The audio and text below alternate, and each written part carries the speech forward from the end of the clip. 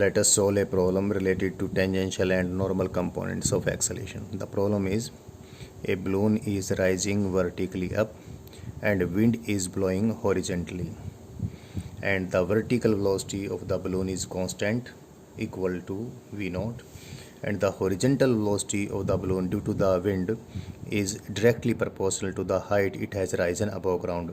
The horizontal velocity of the balloon is b into y, where y is the height of the balloon it has risen above ground. So what we have to determine in the problem is we have to determine the normal and tangential acceleration of the balloon when it has risen up to a height y, and we have to find also the drift of the balloon in horizontal direction. तो ये problem है, यानी balloon कोई vertically upper direction में rise कर रहा है और जैसे ही वो वर्टिकल डायरेक्शन में कांस्टेंट वेलोसिटी वी नॉट से राइज कर रहा है, और बलून जैसे ही उड़ना शुरू होता है हवा के कारण जो हॉरिजॉन्टल डायरेक्शन में बहने लग रही है वो हॉरिजॉन्टल वेलोसिटी भी गैदर कर लेता है, और हॉरिजॉन्टल वेलोसिटी वो ग्राउंड से कितनी हाइट ऊपर तक जा चुका उससे रिलेटेड है directly. Horizontal velocity is B into Y, where B is some constant as Y is the height above ground. तो जब वो बलून किसी वाई हाइट पर है, उस हाइट पर बलून के एक्सेलरेशन का नॉर्मल कंपोनेंट कितना है और एक्सेलरेशन का टेंजेंशियल कंपोनेंट कितना है, एक तो ये निकालना है, और एक ये निकालना है कि जब बलून ग्राउंड से वाई हाइट तक ऊपर उठ चुका है उस समय वो हॉरिजॉन्टल डायरेक्शन में कितना ड्रिफ्ट हो चुका है, यानी कितना बह चुका है. तो ये दो बातें हमने निकालनी है. प्रॉब्लम को सॉल्व करने के लिए बस सिंपल सा एक कंसिडरेशन करूं, मैं वर्टिकल अपर डायरेक्शन को वाई डायरेक्शन ले लेता हूं और हॉरिजॉन्टल डायरेक्शन को एक्स डायरेक्शन ले लेता हूं, और जीरो टाइम पे बलून को मैं ग्राउंड पे ले लिया, और ग्राउंड से ये जब वाई हाइट पर आ चुका है उस समय की ये बात दे रखी है. जब वाई हाइट पर आ चुका तो हॉरिजॉन्टल डायरेक्शन में एक्स बह चुका है, तो इस जगह पर इसके एक्सेलरेशन का normal component and tangential component दोनों निकालने हैं और एक्स की वैल्यू भी डिटरमाइन करनी है. अब ये सारी बातें हो जाती हैं. तो जैसा दिया है पहला वैसा कर लें, क्योंकि वर्टिकल डायरेक्शन वाई डायरेक्शन है, तो वर्टिकल डायरेक्शन में जो कांस्टेंट वेलोसिटी है उसकी वी नॉट, उसको मैं वेलोसिटी का वाई कंपोनेंट लिख लेता हूँ.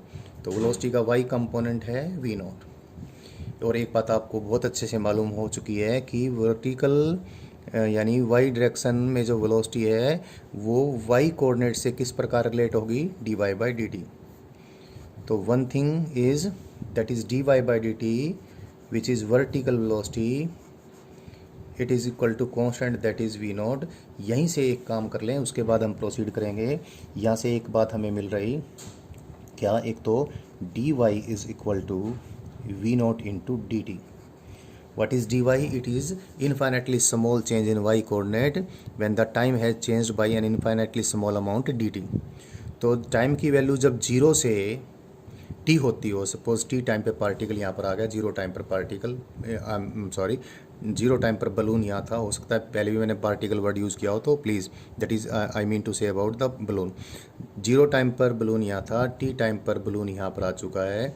तो जीरो टाइम से लेकर टी टाइम तक वाई और टी में क्या रिलेशनशिप है, इस इक्वेशन को इंटीग्रेट कर लेते हैं.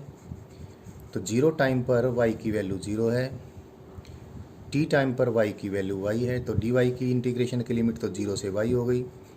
We not into D T को इंटीग्रेट किया, वेरिएबल टी है. जीरो टाइम पर बलून यहाँ पर है, टाइम की वैल्यू जीरो, टी टाइम पर बलून यहाँ पर, टाइम की वैल्यू टी है. डी वाई का इंटीग्रेशन वाई होगा, लिमिट लगाएंगे जीरो से वाई तो वाई माइनस जीरो होगा. V not into D T, V naught तो कॉन्स्टेंट इंटीग्रेशन से बाहर आ गया, डी टी का इंटीग्रेशन टी होगा, लिमिट लगाएंगे टी माइनस जीरो होगा. तो वाई और यानी हाइट अबव द ग्राउंड और टाइम के बीच में ये रिलेशनशिप आ गई.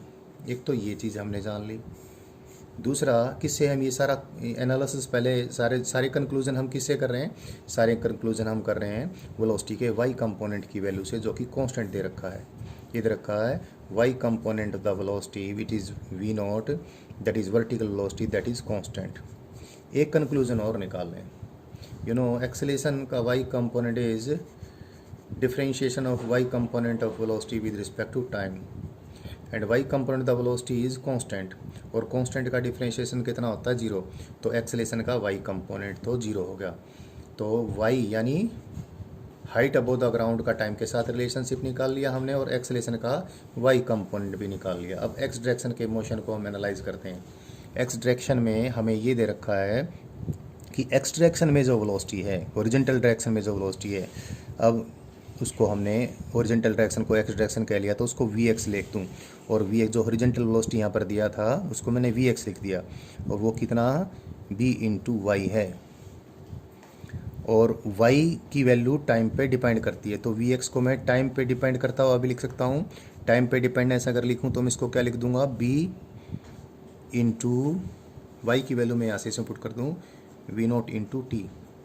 So the x component of the velocity of the balloon that is horizontal velocity of the balloon depends upon time like this। तो यदि मैं एक्सेलरेशन का x कंपोनेंट निकालूं, एक्सेलरेशन का x कंपोनेंट क्या होता है dvx बाई dt। तो चाहे तो इसी को यहाँ से डिफ्रेंशिएट करके पुट कर दूँ dy by dt is V naught, या फिर इसको कर दूँ b into V naught into D T by D T कितना होगा 1। तो एक्सेलेशन का x कंपोनेंट हो गया b इंटू वी नोट और एक्सेलेशन का y कंपोनेंट हमने निकाल लिया। अभी ये तो कर लिया हमने, एक काम और भी कर लेते हैं यहीं से लगे हाथों, क्योंकि हमारे को क्या पता चल गया, हमारे को vx पता चल गया। और vx क्या है, vx होता है differentiation of x coordinate with respect to time. तो dx बाई डी टी कितना आ गया, dx बाई डी टी आ गया हमारे पास b into V naught into T.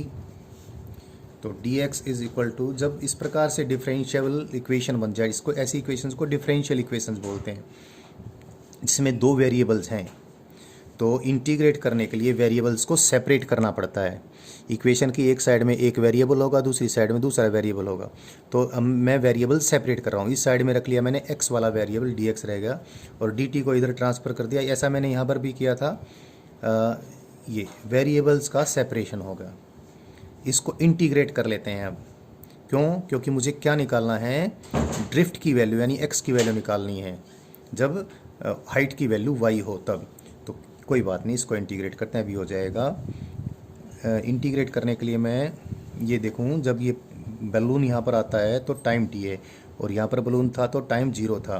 तो इंटीग्रेशन में टाइम की लिमिट कितनी लग गई, b इंटू वी नोट को मैंने इंटीग्रेशन से बाहर निकाल लिया 0 से t, और टाइम 0 पर x की वैल्यू 0 है, टाइम t पर x की वैल्यू x है। तो dx के इंटीग्रेशन की लिमिट क्या लग गई, 0 से लेकर x तक। तो dx का इंटीग्रेशन क्या आ गया, x आ गया, लिमिट लगा दी 0 से लेकर x तक, तो x ही रह गया, b x माइनस 0 यानी x। b into V naught तो कॉन्स्टेंट था, इंटीग्रेशन से बाहर निकाल लिया। t dt का इंटीग्रेशन आपको मालूम है टी स्क्वायर बाई 2 होता है। लिमिट लगाएंगे 0 से t तक, तो टी स्क्वायर बाई 2 माइनस 0। आगे से जब लोअर लिमिट 0 होगी, लिमिट में से एक 0 होगी तो 0 होकर ही तो माइनस प्लस होगा, तो मैं नहीं भी लिखूँगा। तो x is equal to B into V naught into T square by 2। तो x और t में रिलेशनशिप आई है ये, यहीं से एक बार ड्रिफ्ट तो कैलकुलेट कर ही लेते हैं। x is equal to B into V naught divide by 2 और टी स्क्वायर की वैल्यू, टी स्क्वायर कहाँ से निकालेंगे, यहाँ से देखो y और t में क्या रिलेशनशिप है, t is equal to Y divide by V naught. तो टी स्क्वायर की वैल्यू क्या आ जाएगी, Y square divide by V naught का स्क्वायर। सो x और y के बीच रिलेशनशिप क्या आ गई, b divided by 2v naught into Y square. So एक क्वेश्चन का आंसर तो अभी यहाँ से हमें मिल ही गया है। क्या, what is the value of drift when the balloon has risen up to a height y। जब y हाइट पर बलून होगा तो उस समय वो हॉरिजॉन्टल डायरेक्शन में हवा अपने साथ इतना बहा ले जाएगी, हवा ने उसको अपने साथ जितना बहा लिया उसको ड्रिफ्ट कहेंगे। तो ड्रिफ्ट और हाइट के बीच रिलेशनशिप आ गई है, ये हमने निकालना था। दूसरी चीज़ भी आई हुई है पहले से ही, एक्सेलेशन का x कंपोनेंट मालूम है और एक्सेलेशन का y कंपोनेंट भी हमें मालूम है। एक्सेलेशन का y कंपोनेंट तो 0 है ही है, तो एक्सेलेशन वेक्टर लिख देते हैं। एक्सेलेशन वेक्टर कितना है, एक्सेलेशन वेक्टर होता है एक्सेलेशन का x कंपोनेंट जो कि कितना है, एक्सेलेशन का x component b into V naught और एक्सेलेशन का y कंपोनेंट कितना है 0। तो एक्सेलेशन वेक्टर पता चल गया हमें। वेलोसिटी वेक्टर भी लिख लेता हूँ, वेलोसिटी वेक्टर लिखूँ मैं तो वेलोसिटी वेक्टर मैं यहीं लिख देता हूँ, इसी पेज पे मैं सारा सॉल्व करना चाहता हूँ। वेलोसिटी वेक्टर इज वेलोसिटी का एक्स कंपोनेंट। वेलोसिटी का एक्स कंपोनेंट कितना है हमारा, ये देखें, वेलोसिटी का एक्स कंपोनेंट है ये वी एक्स। ये पहले एग्जामिनर ने, क्वेश्चन पूछने वाले ने, प्रॉब्लम देने वाले ने पहले ही बता रखा है कि वेलोसिटी का एक्स कंपोनेंट हाइट के डायरेक्टली प्रोपोर्शनल है और वेलोसिटी का वाई कंपोनेंट तो लगातार कांस्टेंट है जी। तो ये वेलोसिटी वेक्टर है एट एनी हाइट और ये एक्सेलेरेशन वेक्टर है। बाकी आपको मालूम है एक्सेलेरेशन का टेंजेंशियल कंपोनेंट कितना होता है, this is always A vector dot V vector divide by V. ये आ गया rate of change of speed या tangential component of the acceleration. कितना है, A vector dot V vector करें, ये ए वेक्टर है, ये वी वेक्टर है, दोनों के एक्स कंपोनेंट मल्टीप्लाई हो जाएंगे। एक्सेलेरेशन का वाई कंपोनेंट 0 है ही है, तो ये कितना आ गया दोनों का डॉट प्रोडक्ट, ये आ गया B square into Y into V naught, इसका इसके साथ डॉट प्रोडक्ट लिया और डिवाइड बाई वी की मैग्नीट्यूड। वी की मैग्नीट्यूड कितनी है, एक्स कंपोनेंट का square B square Y square plus Y component का स्क्वायर जो कि वी नॉट स्क्वायर है। तो tangential component of the acceleration तो निकल ही गया है। अब रह गया क्या, रह गया normal component of the acceleration. Normal component of the acceleration कैसे निकालते हैं, स्क्वायर रूट लेते हैं और फिर क्या करते हैं, एक्सेलेरेशन की मैग्नीट्यूड का स्क्वायर करते हैं, ए स्क्वायर माइनस टेंजेंशियल कंपोनेंट की मैग्नीट्यूड का हम स्क्वायर करते हैं। ए की मैग्नीट्यूड कितनी है, ये, इसका स्क्वायर कर देंगे और ए पैरेलल की मैग्नीट्यूड क्या है, इसका स्क्वायर कर देंगे, स्क्वायर रूट ले लेंगे, कैलकुलेशन हो जाएगी। तो सारी चीज़ें हमने डिटरमाइन कर ली हैं। बट एक चीज़ और अभी बतानी है इसमें, मैं सोच रहा था बगैर पेज चेंज की सारा इसी पे हो जाए, लेकिन करना ही पड़ेगा मुझे सेकंड पेज इस्तेमाल। तो देखिए ज़रा, अब इस्तेमाल कर ही लिया तो मैं ए परपेंडिकुलर भी निकाल ही देता हूँ। A perpendicular is equal to acceleration की मैग्नीट्यूड का स्क्वायर। एक्सेलेरेशन कितना है, एक्सेलेरेशन है ये, इसकी मैग्नीट्यूड का स्क्वायर कितना आ जाएगा, B square V naught square minus A parallel, ये है ए पैरेलल की मैग्नीट्यूड का स्क्वायर। ए पैरेलल की मैग्नीट्यूड का स्क्वायर करेंगे, ए पैरेलल की मैग्नीट्यूड का स्क्वायर कितना आ जाएगा, B raise to the power 4 Y square V naught square divide by B square Y square plus V naught square. So A perpendicular comes out to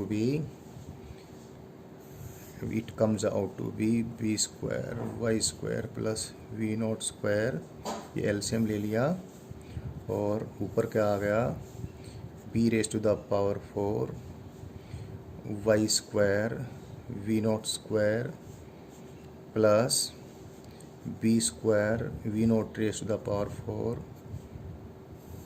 minus B raise to the power 4 Y square V naught square. So normal acceleration ये इससे cancel हो गया और ये इसका square root होकर B into V naught का square आ जाएगा divide by B square Y square plus V naught square. So we have obtained normal acceleration and we have already obtained tangential acceleration.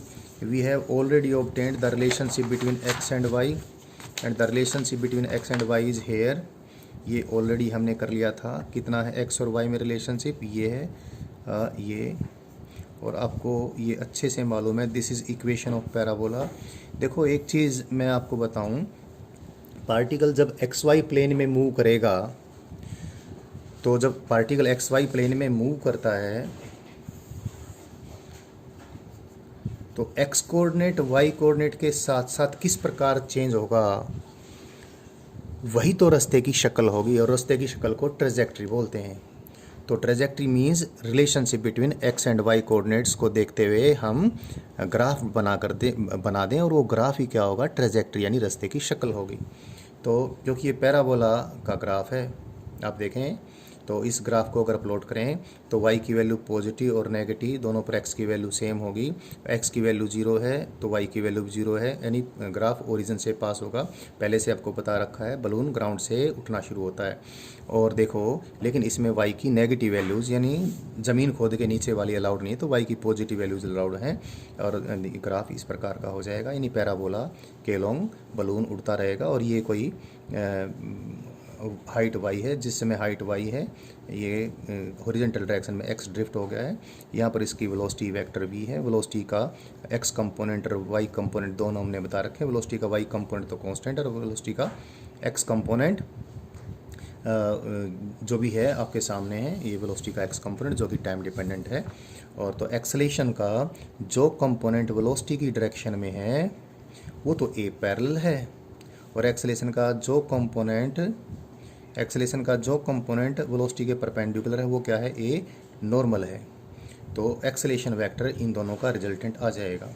So this is the total acceleration. लेकिन total acceleration जब आप लिखें तो ध्यान रहे इस case में acceleration इस प्रकार से आपने बनाना है कि एक्सेलेरेशन का y कंपोनेंट 0 हो। एक्सेलेरेशन का y कंपोनेंट कुछ भी नहीं है, यानी एक्सेलेरेशन हॉरिजॉन्टल डायरेक्शन में ही है। तो आप इस प्रकार से ध्यान रखें, ये बनाते वक्त ये वेक्टर इस प्रकार से बनाएं कि इनका रिजल्टेंट हॉरिजॉन्टल डायरेक्शन में आई। तो ये a वेक्टर है, तो ये a नॉर्मल हो गया और ये a पैरेलल हो गया और ये नॉर्मल हो गया। So this is the trajectory, और इसमें सारे वेक्टर्स मैंने आपको दिखा भी दिए हैं। So this is the solution of this problem.